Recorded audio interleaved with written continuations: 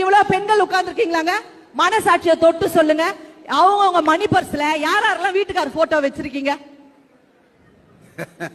அந்த அம்மா சொல்லுது, அவனை வீட்டுல வச்சிருக்கிறதே பெருசு, அவனை மணி பர்ஸ்ல வேற வைக்கணுமான்னு கேக்குது. நடுவர் என்னமா சமைக்கிறீங்க? நீங்க என்ன சமைக்கிறீங்க? சுட சுட சமைச்சா அது அம்மா சமையலுங்க, சுட வச்சு போட்டா அதான் பொண்டாட்டி சமையல். நடுவர் தக்காளி சோத்த கூட அம்மா பிரியாணி மாதிரி செய்வா, ஆனா பிரியாணிய கூட தக்காளி சோறு மாதிரி செஞ்சு போடுவா பொண்டாட்டி.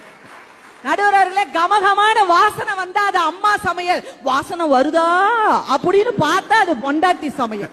ரசத்துல புளிய கரைச்சா அது அம்மா சமையல், வயிற்றுலயே புளிய கரைச்சா அதான் பொண்டாட்டி சமையல். நடுவர்களே, இன்னைக்கு காலம் அப்படி போயிட்டு இருக்கு. எங்க நட்போட வாழுதுன்றதுதான் என்னுடைய கவலை. நடுவர்களே, என்ன மனமுள்ள பொண்ணு என்ன மதுரையில கேட்டாக, அந்த மன்னார் குடியில் கேட்டாக, அந்த